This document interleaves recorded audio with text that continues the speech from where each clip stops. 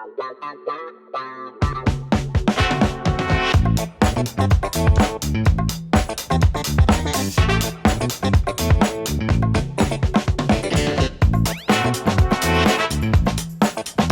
up this week on Success Won't Come Calling. Also, I will say that I say these things I want, but I don't need them, right?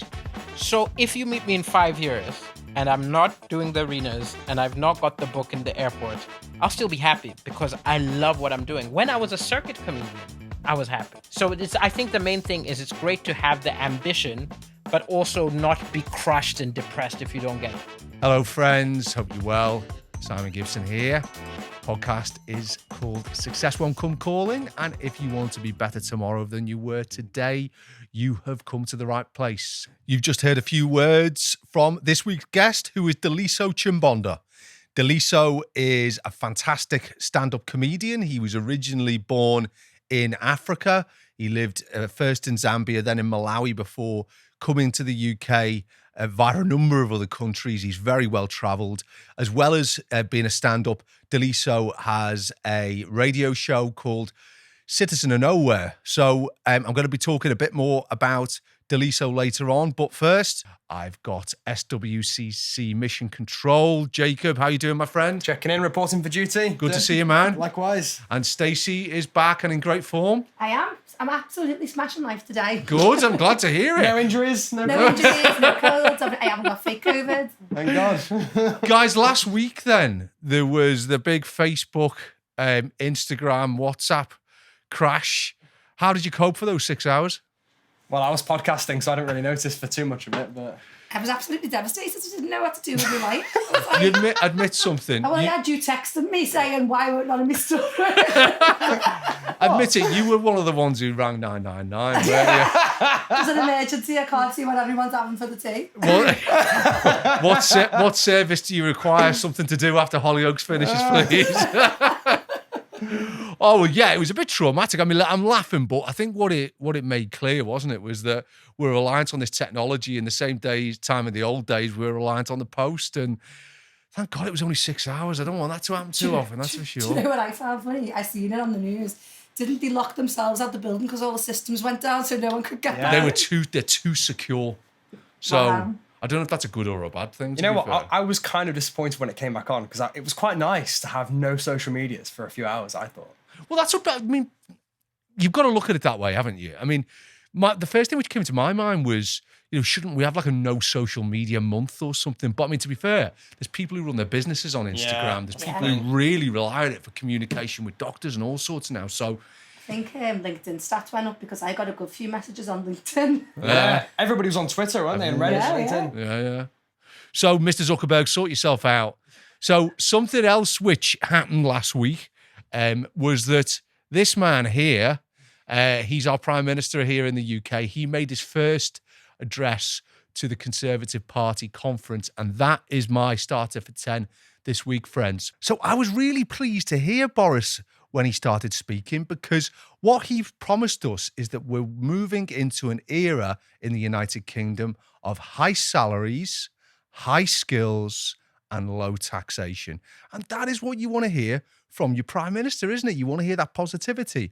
And it's good news for me because I lead the Spiring Group. We employ 150 people, and we think that well-paid people who are well incentivized perform better, so the business performs better. That's good. I've got 2 girls in primary school, so high skills, that's good for them as well. I want them to leave school and move into the world of work with lots of education and good experience. And final one, low tax. Wow. Well, I pay corporation tax, income tax, value-added tax, road tax, and council tax. It's £4 a pint. And my kids keep dragging me to the toy aisle in Asda. So I'm hankering for a tax cut. So at this point, when Boris promises me all of this, I'm flipping cartwheels around the living room, guys. But then he stopped talking. I was hoping he was going to give us the details on how this was all going to happen. And when he didn't, I started to think about what him and his Conservative colleagues in government have already said is going to happen. And that's when I stopped doing my cartwheels. Because first of all, they've actually said that taxes are increasing, We've got corporation tax going up. We've got national insurance going up. In terms of higher skills, they're not reducing or wiping out tuition fees. I've not heard any detail about further investments in education, apart from maths and science teachers are going to be happy because they're getting a $3,000 pay rise. I would not want to be in the shoes of an art or an English teacher. There's going to be fights in the staff room. And then finally, of course, high salaries. Well, yeah, all good. Better paid people perform better. But where's the money coming from? Because firstly, businesses have got a tough time ahead. We've got all of the business of Brexit to sort out. The energy bills are going up and we've got to pay all this extra tax. So where exactly are we going to find this money from, Boris, in order to increase our staff salaries? My worry is that what Boris is thinking is that we put our prices up because supply and demand means that if people want more products, that we charge more. But here's the thing. If COVID has proved one thing, it's that we're in a truly global economy and we've got savvy consumers. So if businesses increase their prices, what our consumers might be tempted to do is to try and find those goods and services from countries who don't have all the Brexit stuff to deal with, who don't have these increasing taxes, and who maybe haven't had quite as bad an experience with COVID. So I was dead happy when I heard Boris, not so happy when I actually thought about what he's already committed to. Boris, me and other business leaders don't need your help in terms of being innovative, in terms of creating more jobs, in terms of looking after our team and giving our customers a really good service. But what we do need from you is to give us the foundations and the platform from which to achieve those really good outcomes. So we need to hear more from you, Boris. Don't stop with your speech. You got a lovely round of applause, but I don't want you to stop there. I want you to build us that platform. And if you can do that, we'll do the rest. And that's my starter for 10. Now on to the episode. My guest this week is Daliso Chaponda. Daliso is a comedian and writer. He was born in Zambia. He then moved to Malawi, then Canada, and now he's here in the UK. I'm going to be asking Daliso about his fantastic experiences in travel, the different countries he's lived in, the start of his comedy career, and some of the interesting experiences he's had as part of that time. These include almost being thrown in jail in Malawi for telling a joke that the government didn't like, and Amanda Holden pressing his golden buzzer. Can you believe it? He's such a top bloke. He's a very intelligent guy. I'm going to be asking Daliso about his tremendous Radio 4 series, which is called Citizen of Nowhere, where Daliso examines the relationship between the UK and Africa over the years. It's not just hilarious, and it really is funny, but it's very thought-provoking and really interesting as well. His new series of Citizen of Nowhere is starting on Radio 4 on I think it could well be the 12th or the 13th of October. So by the time this episode comes out, you might even be able to catch the first episode. I'm going to be asking him all about that. He's a great guy. So please do relax. Enjoy this episode of Success Won't Come Calling with me, Simon Gibson, my guest, Daliso Chaponda. Here we go. Daliso, how are you, sir? I'm doing fabulous. Doing very good. Thanks for doing this, man. Really appreciate it. Yes. Delightful. Good to see you again. Good to see you. We're going to come, as we move through your really fascinating story, we're going to come to where our paths have crossed briefly before. But before that, of course, we do Guest Rider on the podcast. And we have worked harder to get your guest rider than we have for any other guest. So tell everyone, what are we drinking and what's the background? We are drinking Sobo. Sobo is a Malawian drink. It stands for Southern Bottlers. Sobo, and when I was growing up, this is what we used to drink. The version you got is the squash version, and it's pineapple or orange or just fruit drink, but it's nectar of the gods. It tastes better than other squashes. It does. Yeah. Do you know what, we managed to track down a retailer of African food and drink, and I ordered a pineapple bottle and an orange bottle, and my kids have already drunk the orange bottle. Of course they have. Of course they have. Like, so all of you competitors out there, if you're listening, Ribena, in your face. Yeah. Sobo is better. Sobo is wonderful. And by the way, this podcast is brought to you by Sobo. No, but it's very funny because this is one of those nostalgia drinks for me, because this was me, like, at 7 and 8, and when it was very hot, this is what we used to drink. It's lovely. Well, it is a soft drink of Malawi, which you're always referred to, of course, as a comedian from Malawi. Yes. However, and we're going to move right through the story in terms of when you grew up, when you first started your career in comedy, when you started writing, your radio shows, your tours. You've done ever such a lot. But you were actually born in Zambia? Yes, I was, actually. I was a refugee because my parents left Malawi when we had a dictator in power, Banda. And so they were economic and political refugees, moved to Zambia. And then my early life was in several countries. It was Zambia, Somalia, Kenya, Swaziland, and then Thailand, Austria. I grew up all over the place. And at first, my dad was a refugee. Then he became a diplomat. So we were traveling for different reasons. And there's also this funny moment you can tell when our income changed dramatically. So there's a Christmas where the photos are me in hand-me-downs. And then there's a Christmas where I'm in brand new clothes. And in between, my dad joined the UN. And you can see it tangibly on the photographs. Would you just, I don't know if you know this, you mentioned Banda, the dictator in Malawi. Do you know he lived in Liverpool for a period of time? Yes. He was. I didn't know Liverpool, but I knew the UK. He did. He was a doctor in Liverpool. So this is one of the most appalling dictators that there's ever been. And he was a GP in Liverpool. He learned it here. No, I will say that he's one of these interesting ones. Like, and Mugabe is another one where they started out as a hero. Yeah. If they had, after 5 years, resigned, they would be remembered so fondly. But the longer they stayed in power, the worse they got. It's that kind of thing of like, hanging on to power ruins people. And what were the circumstances in which your parents decided to leave Malawi? So my uncle was political. And then when my brother left, when my uncle was leaving, he was associated with him. And so we couldn't go back. It's that kind of thing of, you've criticized the government. If you go back, you'll be in trouble. So it was a really messy situation. And then we only really went back after he was kicked out. He was kicked out. And what's your recollection of because you were 11 when you moved back to Malawi, is that right? Yes. And again, I didn't move back because I was still doing boarding schools, but my mom moved back and I'd go see her. And it was weird because Malawi had almost been this magical place I heard about. It's my home country, but I've never been there. And, we've got all these curios and carvings from Malawi and stories from Malawi, but I've never been there. And then I go there and I don't really fit in because, I don't speak the language and I'm a little bit odd and I'm not quite a citizen, but I know it's home. And so it was like a little bit odd. I didn't enjoy it at first.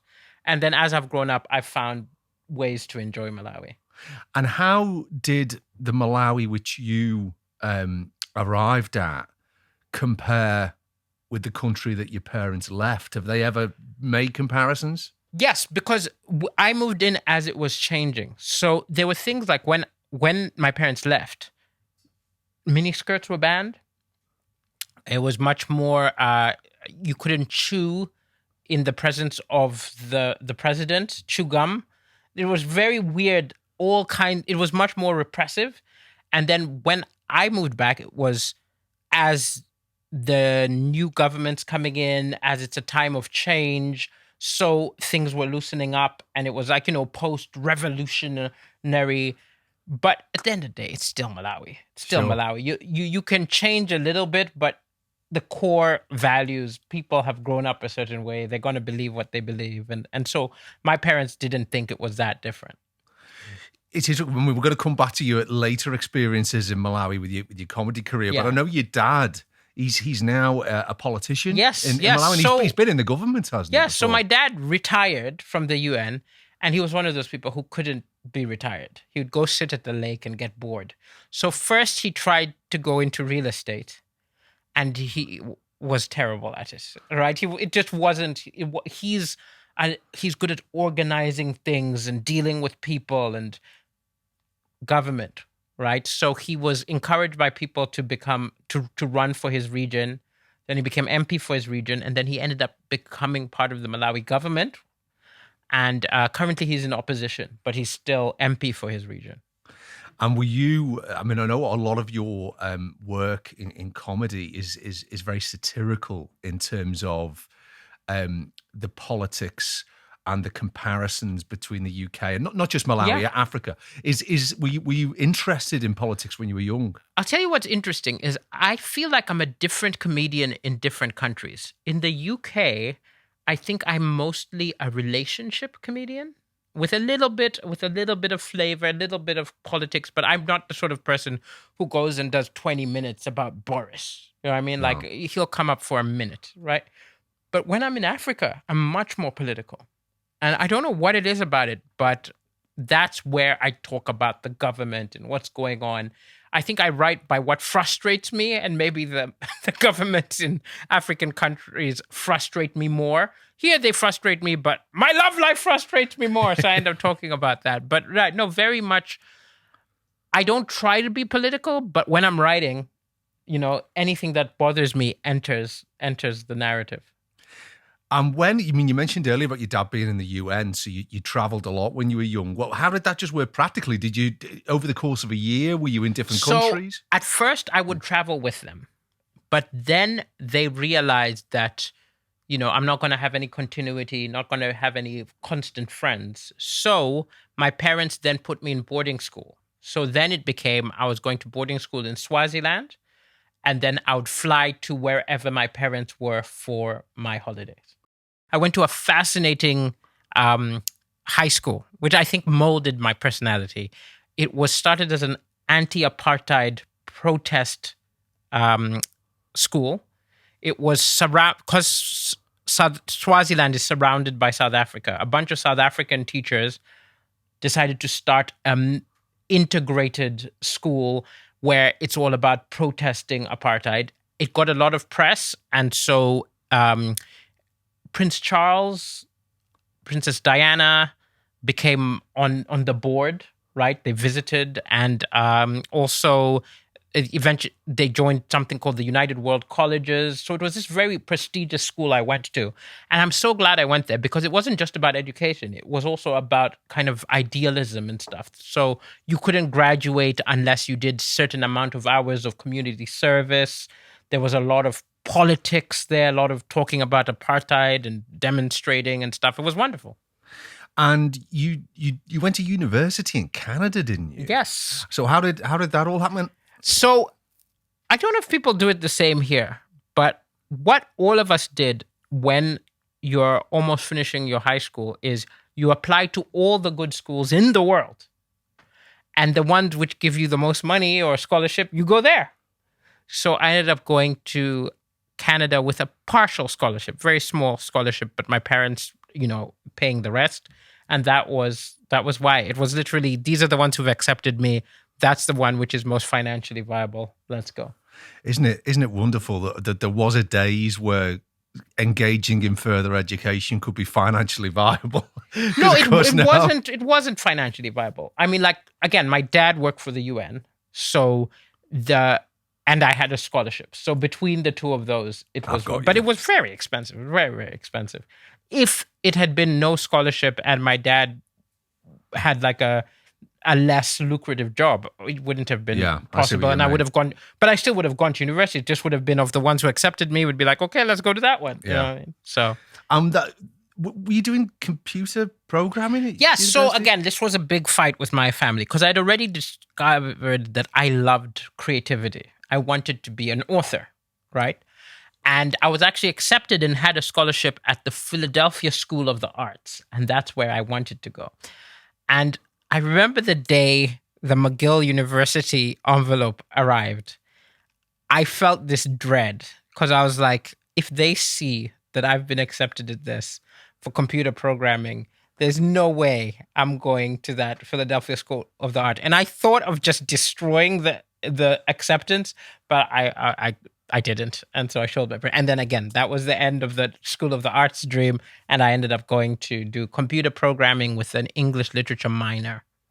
And it wasn't that long though when you were back on your creative pathway, because that was where you found comedy. Yes, wasn't it? actually, because there's Just for Laughs Festival in Canada, and I'd never come across comedy, and it blew my mind when I walked. Like I'd been training to be a comedian, and I didn't even know it, because I loved comedy books, I loved comedy poetry. If anything I was doing, I'd splash in some comedy. When I was in a debate club. And when I debated, I didn't use logic. I would mock the opinions of the person who I was arguing against. So I was very much a comedian without knowing it. And when I first went into a comedy club, it was literally finding my tribe. I was like, oh, this is me.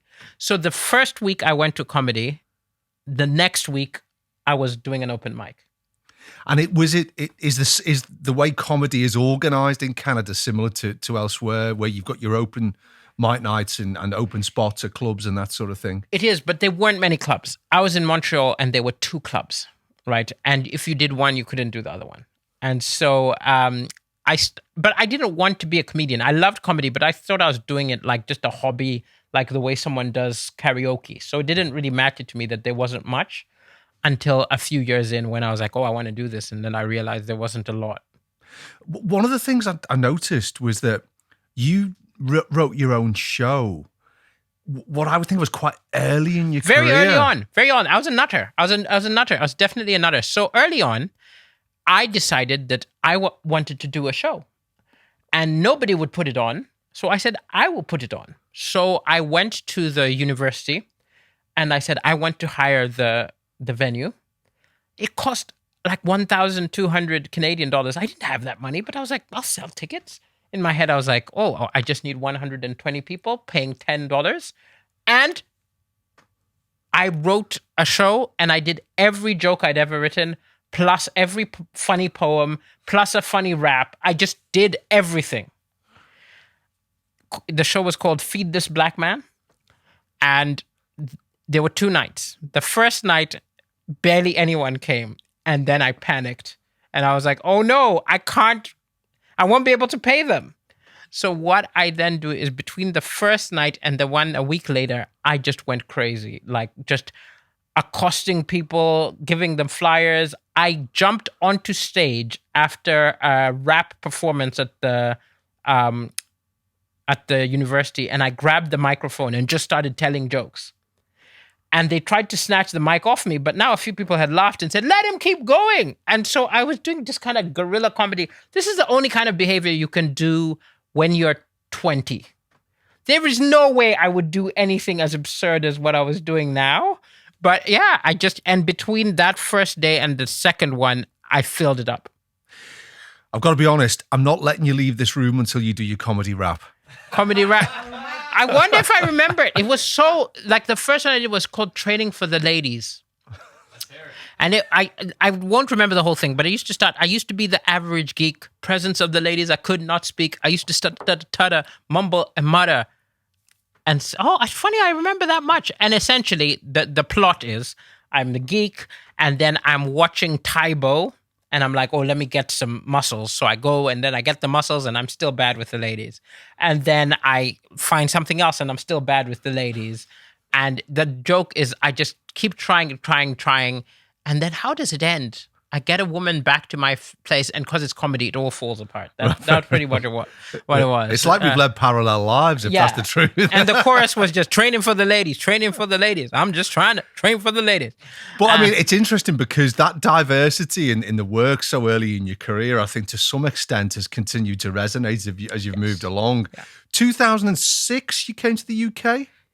Yes. And what was the compulsion behind that? After after I had to leave Canada because I wasn't studying there anymore. Can't just switch the kind of visa you've got.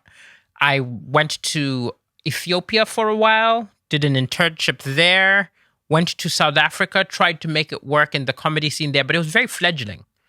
And it's really funny. If I had stayed, I might have become crazy famous because all the people I was working with are now crazy famous. But at the time, you don't know that. You're just like, there's not much comedy here. Where else can I go? And I had a brother who lived in the UK. So I was like, I'm coming to you. I'm going to stay with you for 1 month because I can get a visa for 1 month visiting. And in that month, I'll find an agent, right? And then I found an agent who's your own Liverpool agency called Laughter House with Paula Harrington. Yeah. And I signed with them, and that was how I stayed in the UK. And I was just like a circuit comic for, 11 years? A long time. And talking of Laughter House and talking about being a circuit comic, this is where I am a very minor footnote in your story because yes. we first met when you were a tutor on the comedy course which Laughter House operated, which led to me doing stand-up for 5 years. I just wondered how big a moment in your comedy career was meeting me. Oh, alas, I could lie, but I don't remember. I literally don't remember. I don't remember. But you do a lot of courses and you meet a lot of people, and it's very interesting. Also, the other thing is you meet a lot of producers and you don't remember many of them. And what amazes me about some successful people like Tom Cruise, he remembers people. And I'm always like, does he have a trick? How does he meet people? Because he's notorious that he'll come to a place 2 years later and he'll say, oh, yes, hey, Jamie. And they'll just be like, how does he remember me? So, but I mean, the life of a comic, isn't it? You're seeing lots of people, you're seeing lots audiences, of people. people Lots in of people. clubs. And you're seeing lots of people in clubs. You're seeing lots of staff. And if you know when you're looking at yourself and you're thinking, if there was one thing I would add, like a skill I wish I had, it's that people who remember everyone they met. I would love to have that because I think it would be like people are always so delightful. If you randomly go to like a theater and you remember the stage manager, they're like, you remember? They're so happy, and I'm like, I wish I could always do it. Yeah. Yeah, well, you can't remember me, which is understandable, bear in mind. I couldn't. And because I had been told, I was like, it's an easy lie to tell. But I was like, no, there's no point. No. There's no point. So, as you say, you became successful on the UK circuit, and then you performed back in Malawi in 2009. Now, there was another more famous one a couple of years later, which we'll come to. Yes. But how did it feel performing comedy in Malawi? One of the greatest gigs of my life. Because I have always been this weird thing, which Malawi didn't really understand. I was like the crazy one who's doing the stand-up. And then we put on this gig. We hired a function room because there was no comedy spaces. And we thought it was a disaster. We thought it was going to be a disaster because no one was buying tickets. And then on the day, it was so full that actually we had to turn away people. Like, there'd never been a big comedy show in Malawi. There'd never been one. And so loads of people came, and it was absolutely amazing. Absolutely amazing. One of my favorite performances. And was that as part of a tour? No, it was just, I'm home visiting my family. I contacted a guy called Daliso, who is a poet I'd worked with and had put on poetry shows. And I was like, you've put on poetry shows. Why don't we put on a comedy show? And then there was like a small room, and there was a big room in the hotel. We're like, why don't we try the big one? So glad we did. It was amazing. And politically, what was Malawi like then? Was it, again, had it moved on a lot since you were last there? So Malawi is an interesting beast in that it's got multiple parties, but it's like pretty much it's just between two of them. Sort of like the UK. There are other parties, but it's between these two. But it's not a very functional democracy sometimes in that no one has money. Why are you spending so much time campaigning? Wouldn't the money be better used for other things? There are a lot of absurdities about trying to do the Western-style democracy in poor countries. And the idea of people criticizing the president is very alien, right? This is the big thing where I have found that African countries generally are not okay with it. And this is the big difference I've found. In the UK, you can make fun of individuals as much as you want, right? Do a joke about Boris, do a joke about Theresa May, do a joke about, Elton John, as much as you want.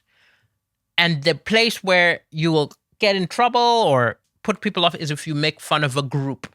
Yeah. Be it an ethnic group, be it a gender group, that's when you get in trouble. For African countries, flip it. Make fun of all the groups as much as you want. Say any word you want to describe that group or that group, you're fine. But when you start bringing up individuals, oh Lord, like I got in trouble first in Zimbabwe.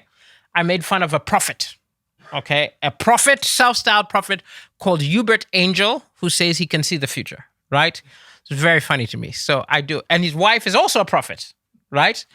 And so the joke I did, of course, is that how does this relationship work when both these people can see the future?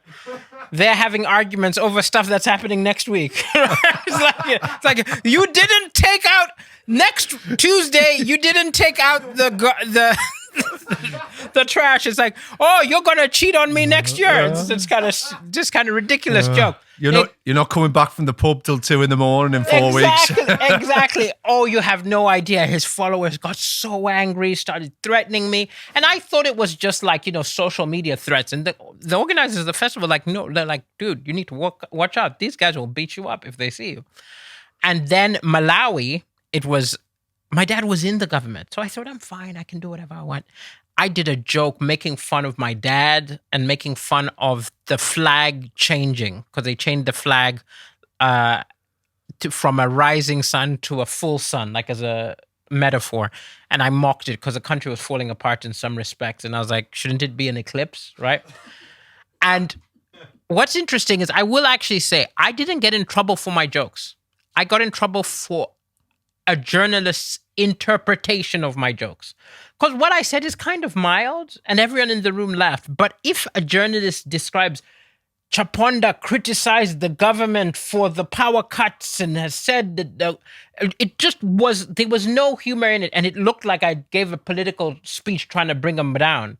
And that's what got the censorship board after me. And it was quite a scary time. So what is the censorship board? So the censorship board deal with pornography and racism and anything like that. So the idea, in any form of entertainment or performance, in anything coming into the country, right? So, for example, if a Hustler magazine came into Malawi, the censorship board would take it and they would say no, and they would throw it in a bin, right? Or if Mein Kampf is in the way coming into Malawi, no, this is racist, this is horrible, we don't want this. So that's their job.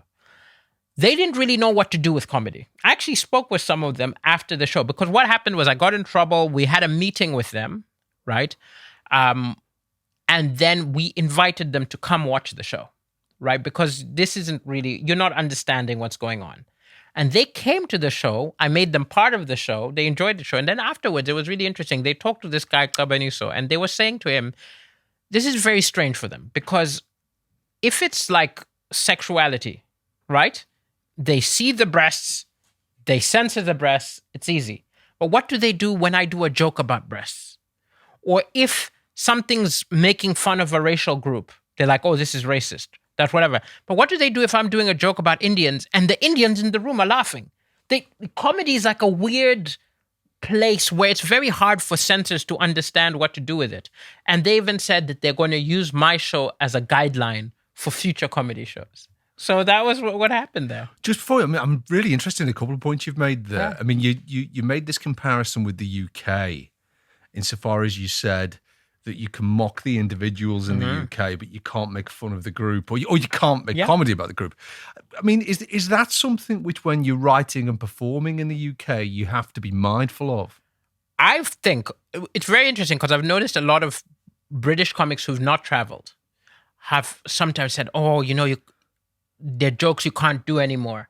And I'm just like, you are an idiot. They've always been jokes you couldn't do. You just knew it was just your... Like, there was a time, for example, where, go in a show in a certain area and do a joke about royals, see what's going to happen, right? There are certain subjects which you knew to avoid because no one's going to like it. And now maybe it's shifted because it's a new generation. And so people are like, oh, no, you have to be woke. I'm like, no, every place and every country has some things which are acceptable, others which aren't acceptable. And because I'm always traveling, I'm very good at arriving in Dubai and realizing, oh, I'm not mentioning religion, right? Yeah. Going to Malaysia and being like, I am not mentioning the government. And you just kind of learn what the pressure points are. Like Canada, it's very interesting. You can't be misogynistic, really.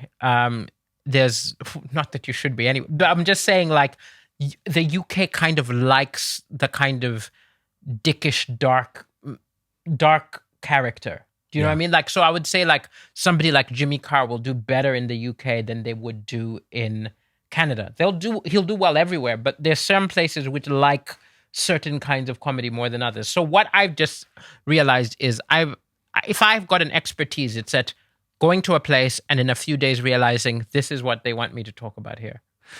I get that about different countries have different topics that are kind of taboo. Yeah. And also the opposite, different topics they love. Yes. So when I do jokes about corruption in like Malawi, Kenya, or it's the biggest laugh of the night, right? When I do them here, it's kind of funny, but it's not that funny, right? I mean, and then you realize that there's certain things that they just love. Yeah.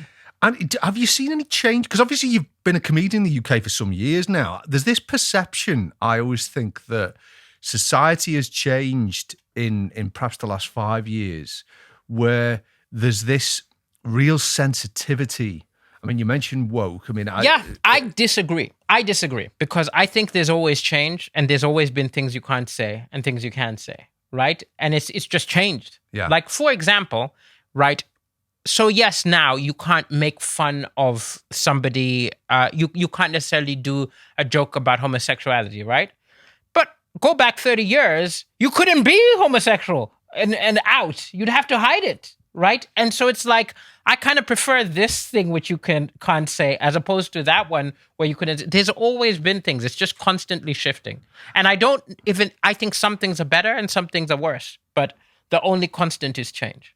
I think so, because if you look back at, I'm the oldest in the room, and certainly What's his name? Who has the morning show? Who came out of the closet? Phil Schofield. Phil Schofield. Yeah, There's a reason he was in the closet. yeah, because You know what I mean? he thought It would ruin his career. So Absolutely. it's like, so people were saying, oh, suddenly people are sensitive. They're just sensitive differently. 30 years ago, they were sensitive in that they would be like, oh, we don't want to hear from people who are different. So Yeah. And comedy's sort of reflective of that social change. yes, I had a long drive with somebody who feels that, it was very amusing to me. He felt that, he's a white male comedian and he felt like the opportunities have dried up for him because they don't want white males anymore. And I was very amused because they never wanted me. You know what I mean? I was just like, one, I don't necessarily agree with him, but also in my head, I was like, you don't whine about these things, you adapt, right? So this is my big thing, right?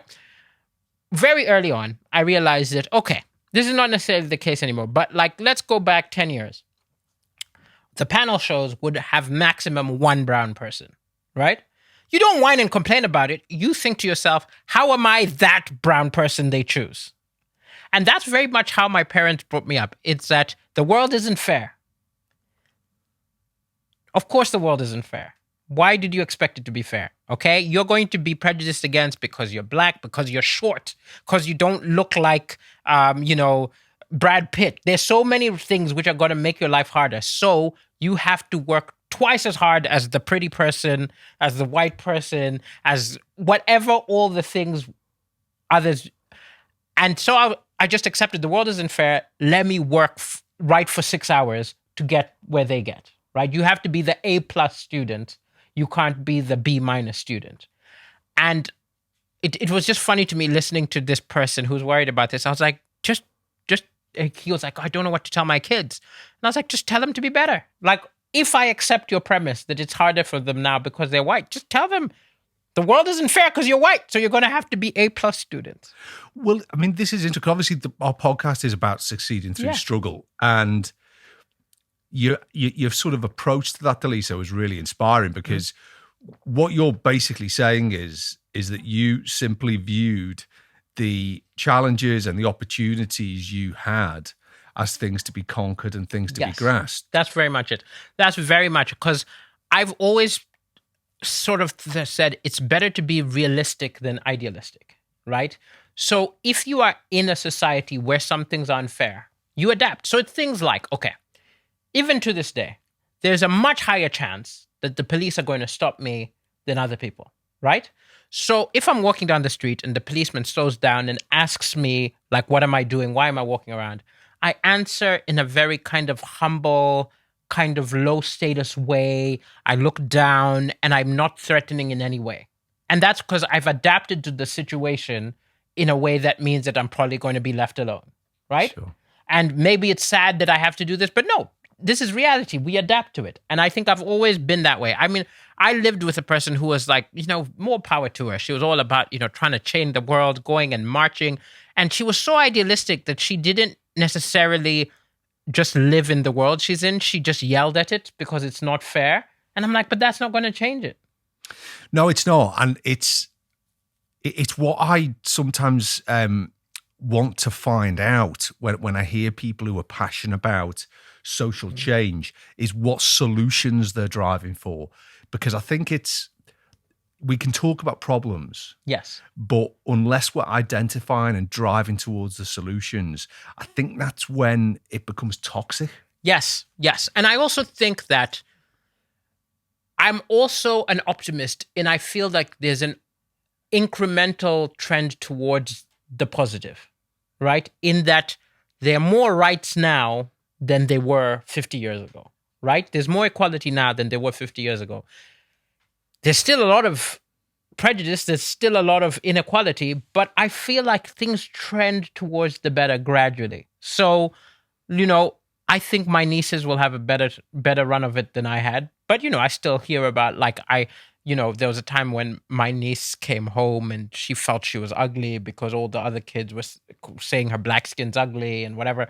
And so there's still these things which happen. But again, it's less than it was. And this is the same for sexism. And there's been the things like the Me Too movement. There's still harassment, but maybe there's a little bit less than there was. And I think we trend towards the positive in most things. And then things which we make worse, it's just good to be aware of them and try to kind of just know that.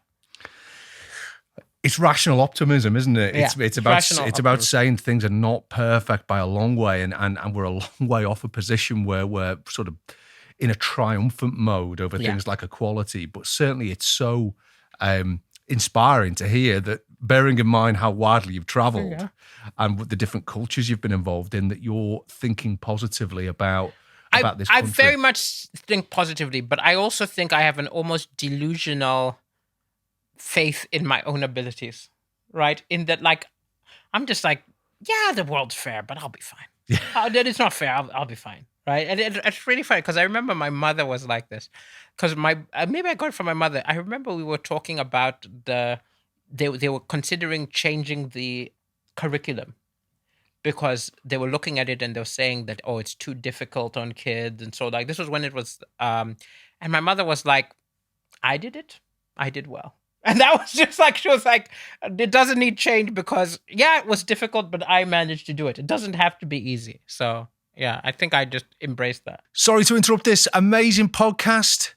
Today's podcast is brought to you by my friends at Good To Go Recovery.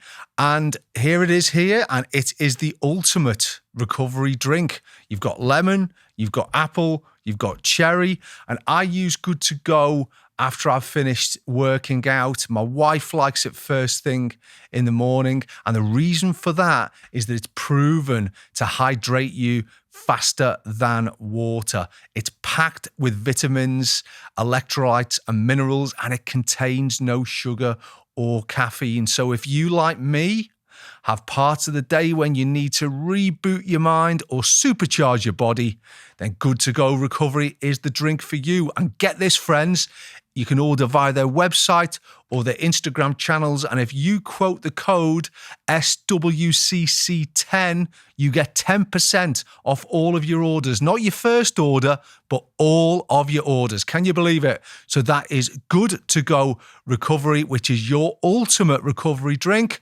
And now it's back to the podcast. Let's just go back to finish the story about Yes. when you got into trouble in Malawi. Oh, So yes. you did a gag about the flag. A flag and also a gag about my dad. And so what were the actual consequences of that? So the consequences were mainly fear of being arrested. Because if I was arrested, yes, my dad would be able to get me out in 24 hours, but a lot can happen in 24 hours in a Malawian jail. Like we had a nephew who died in prison, right? And it's just like, it's not like a British jail. It's serious business. So that was the fear, was that things would spiral out of control and someone would arrest me before, and then I would have to spend the night overnight. I don't speak Chichewa. I'm clearly an outsider. That is not a good way to go into prison. You know what I mean? That's the target. So that was the fear. And then what happened was we paid a fine and we spoke to the censorship board. They came and watched the show. And if they'd watched the show and they felt merit, because we managed to convince them that the reporter was full of nonsense. If they'd felt that this is actually a problem, I don't know what would have happened. I don't think they would have arrested me, but they would have maybe blocked future shows. But because they watched it and they were like, oh, this is harmless, then I was fine. Also, though, I stacked the deck against me. I invited all the ambassadors, right? So in the room, I said, the censorship board is here to watch me, right? The American ambassador there, the British ambassador there, and everybody boos them. I don't think they could have arrested me. I don't think so. So you're like the first potential victim of cancel culture, but you fought through it. Oh, I fought through it. I fought through it. And I also think like the cancel culture thing is an interesting thing because I'm like, are you people idiots? In every case, didn't you know what was going to happen? Like literally, you have to know. If you are sitting in the morning and there's like, oh, there's a royal baby who's mixed race. Let me tweet a chimpanzee. Surely your brain knows there's going to be some outrage. Maybe you're courting it. Because like, I've got viewpoints which I would not tweet about. Because I'm not an idiot, right?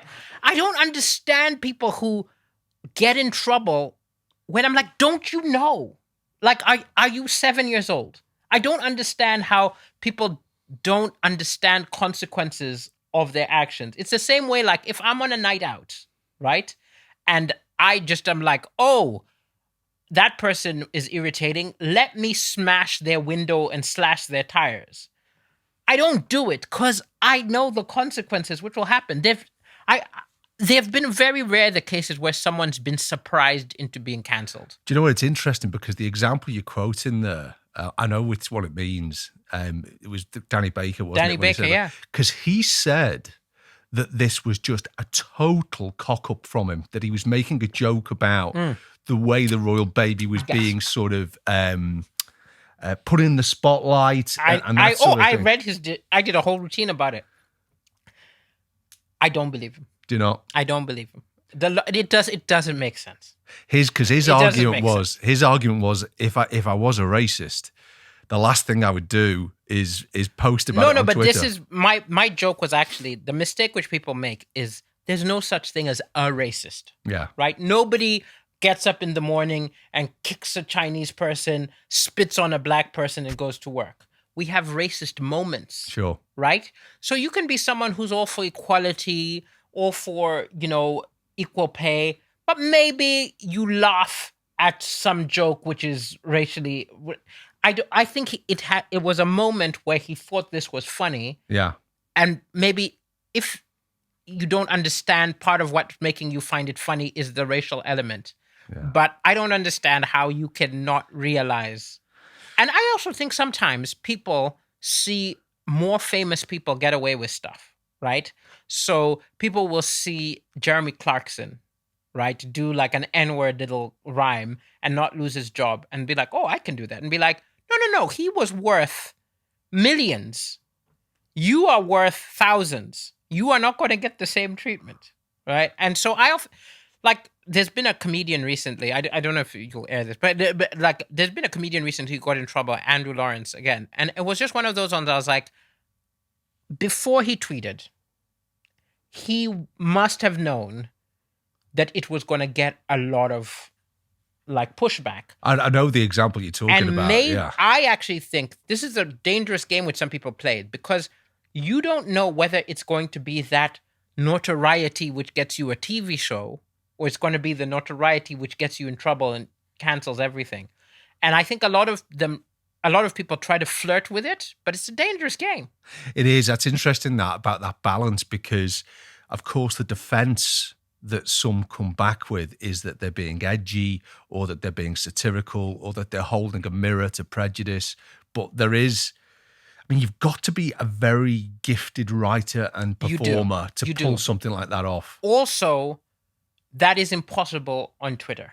There is no absolutely. nuance. There's no nuance in a certain in a I don't know 134 characters or something. There's no nuance. There's no cheeky smile. You can't put it. It's not the same. It's a bad idea, isn't it? And then also, like, I know this is not the purview of your thing, but when people's shows like Roy Chubby Brown and people like that get in trouble and so on and so forth, and people are like, oh, they're being silenced. I'm like, they're not being silenced. They can still do their show, and they still do their show somewhere else. It's just we've moved into a society where people are like, well, maybe we shouldn't do that in a public, government-funded theater. And people think, oh, this is a new thing. I'm like, no, go back 50 years, right? And try to put on Moulin Rouge or Rocky Horror Picture Show. And a lot of the venues would say, no, there's too much nudity. There's too much. Like, there's always been a thing which is unacceptable. Now, you can get the tits out as much as you want. It's just we're not so much with the racial stuff. It's what you were saying earlier, isn't it? It's about change, social change, and then comedy and art and performance mirrors the change, and those who try and rally against it better be also, bloody good at it. Blasphemy is no longer a thing. Blasphemy is no longer a thing. If you did a show, even 20 years ago, right, where you implied there is no God, or you said something like Dogma by Kevin Smith was picketed. Loads of people tried to bring it down. There was much more outrage. Now, like, people did. So it's just different. It's just different. And I'm religious, and I'm just like, I went to Book of Mormon, and I'm like, you guys think you aren't allowed to say anything? Look what they're saying. You can get away with all sorts of stuff now. So it was from near arrest, or in Malawi, to Amanda Holden pressing your golden buzzer on Britain's Got Talent. Did you ever think that would happen when you were in risk of arrest? No, I didn't. And part of the reason I did it was I had got frustrated in that I can say this without seeming arrogant because this is just like a fact, okay? I didn't have bad gigs, right? I had got to the point where my set was bulletproof, right? And no matter how rowdy the gig was, I always had a good set. And I also generally had the best set of the night.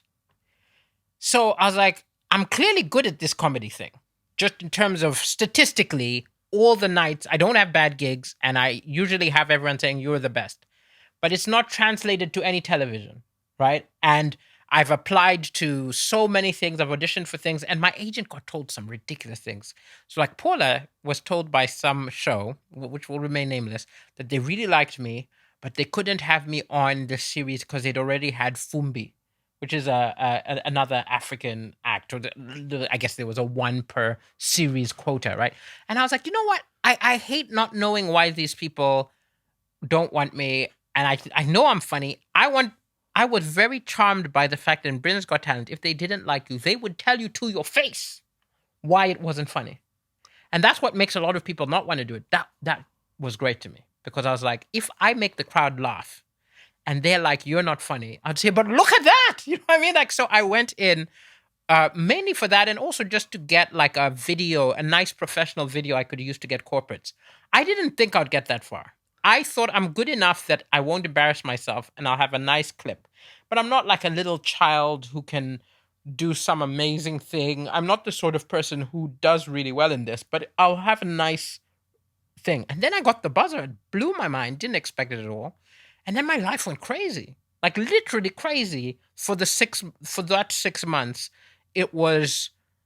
This is why I think people get depressed sometimes, in that you become crazy famous when you do a reality show for around 6 months.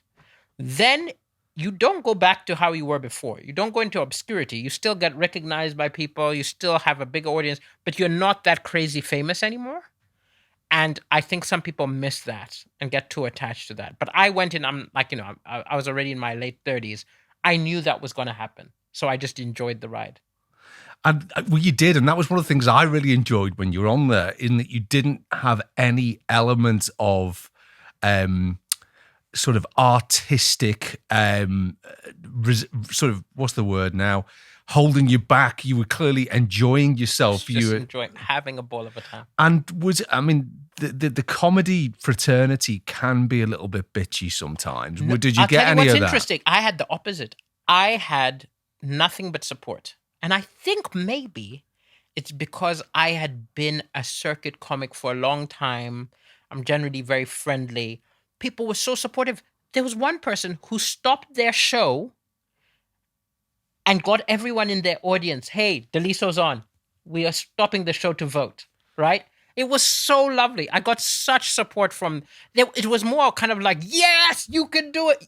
And I was so touched by it because I thought I was going to be mocked or something like that. But no, they really got behind it. They really and you came third, which is pretty exceptional. It was fantastic. Fantastic. And you mentioned this sort of this not anticlimax, but the fact that when you leave a show like that, which is so popular, and you sort of return to your previous life, there could be an element of downturn. But for you, it didn't seem to me there was, because very quickly after that, you started your Radio 4 show, which was Citizen of Nowhere. How which is, by the way, it's fantastic, and we'll include the links on our socials, and we're going to talk about it in a little bit more. But how closely was Britain's Got Talent a catalyst for you getting the Radio 4 exposure? So I already had pitched the show to Radio 4, and I'd already got a pilot commissioned. And the way these things work is you get a pilot, they air the pilot, and then if there's good traction, it goes to series. Now, I had a pilot with them, Britain's Got Talent came, and the producer calls me and said, you know what, that pilot, it's now a series. So it just kind of fast-tracked me, and it's in my opinion, it's the best thing I've ever written, because I research more. Comedy, I just kind of talk. I read a newspaper, I talk about it.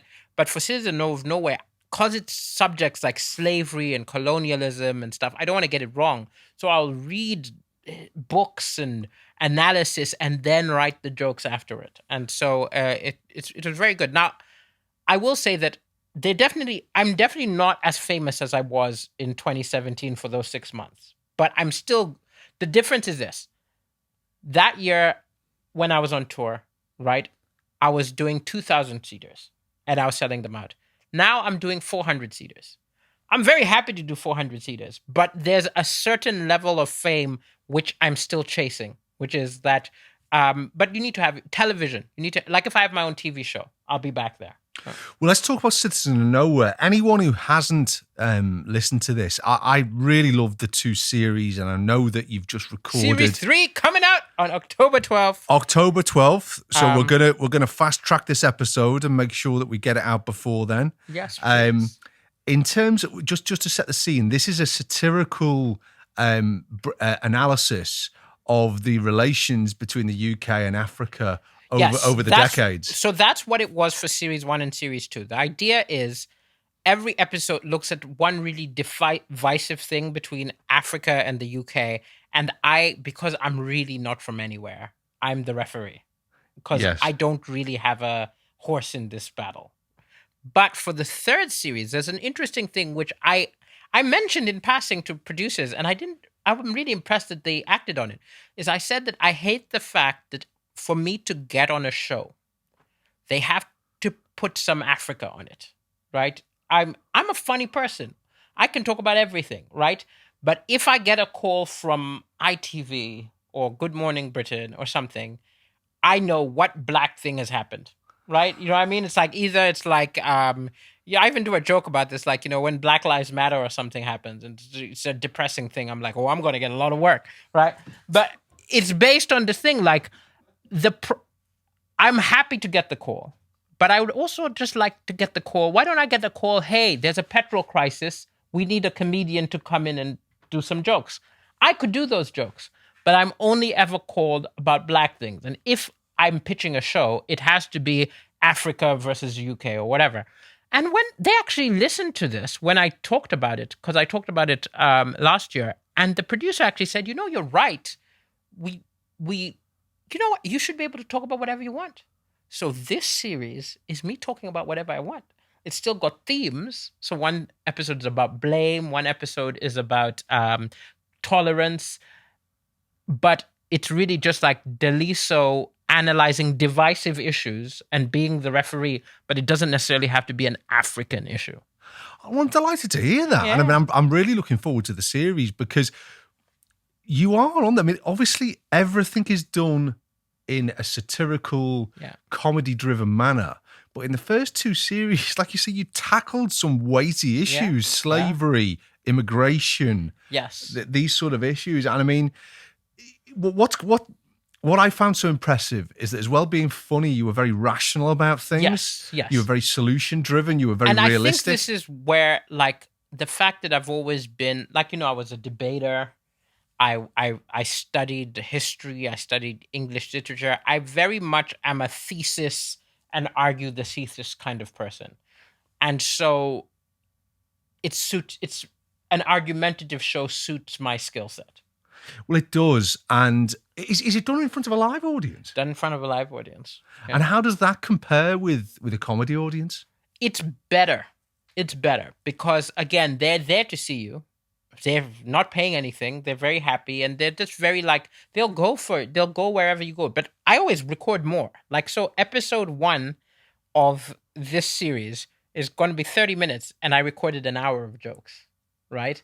And then we chop and change and edit and bring it down. So there's always a lot more. Jacob does that with this podcast. Usually I get cut out of most of it. But so that's 12th of October, guys. Yeah. I loved the first two series. I'm really looking forward to this one, particularly because you're more front and center in terms of dictating now, the topics. I'm a little scared of this one, I'll tell you honestly, because of the pandemic. It's been recorded very differently. So we've done some studio sessions with no audience, show with an audience, and interviews, and then they're going to be spliced together. And it's very different. I hope it works, but all shows are adapting to the pandemic. Well, they have to. And I suppose as well, the pandemic has been in the middle of Series 2 and Series 3. Exactly. How much of a bummer was the arrival of this pandemic from a career perspective? It ended my career. Also, it ended my career while I was rolling. Because my arc was Britain's Got Talent gave me a big boost. Then I kind of went down, and then I was going back up. And in the middle of going back up, boom, pandemic. Stuck in my flat, doing shows to a webcam.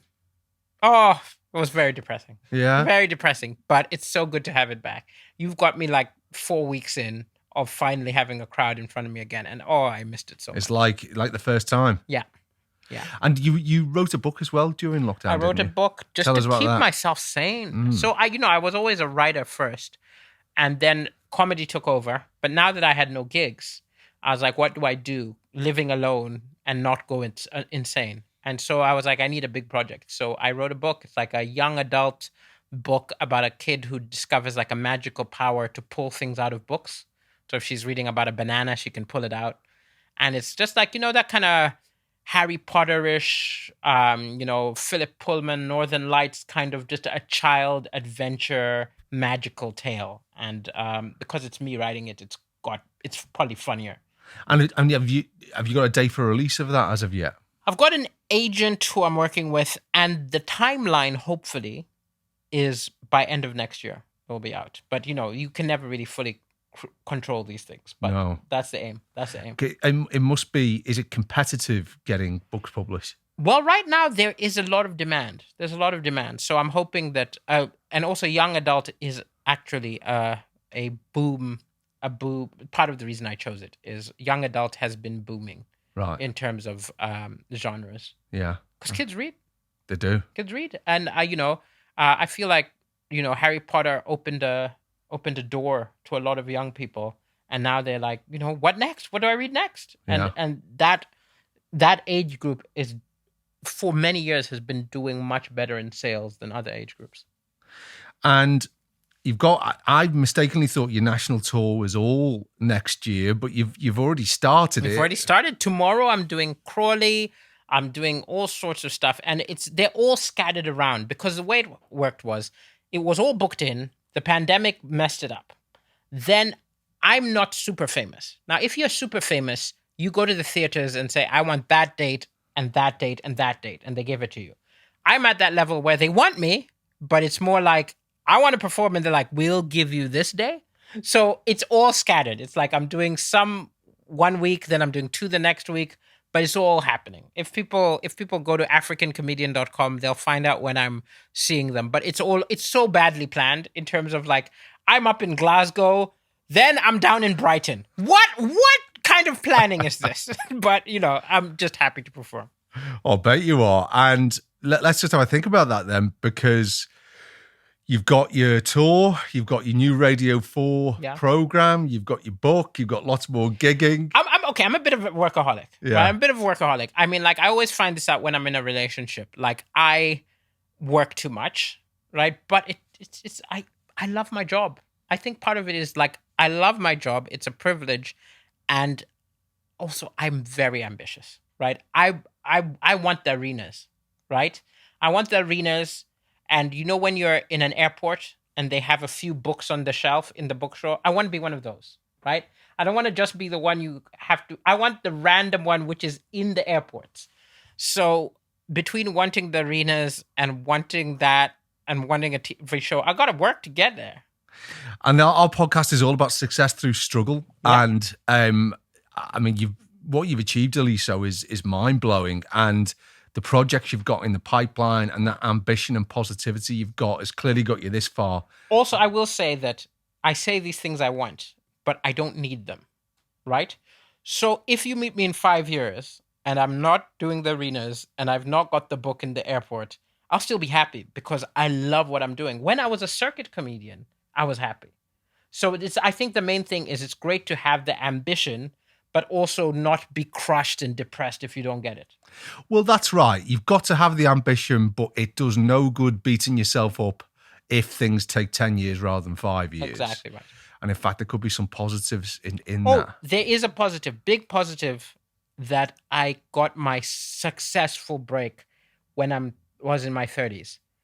I think if I got in my 20s, I couldn't have handled it. I would have done some things I regret. You know what I mean? Like, I was not tempted by any drugs or bizarre behavior which gets offered to you when you are when you have a sudden like spike and you've been on telly. And I don't know necessarily what would have happened when I was 21 if I was in these moments. I got success. Can't say I'm famous, but I got, D-list fame at the point where I already knew who I was. And you felt ready for it. Yeah.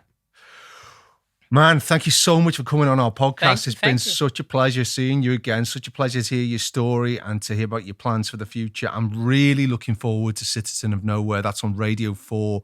We're going to have details all over our socials. Thank you. As well as tickets to Daliso's national tour.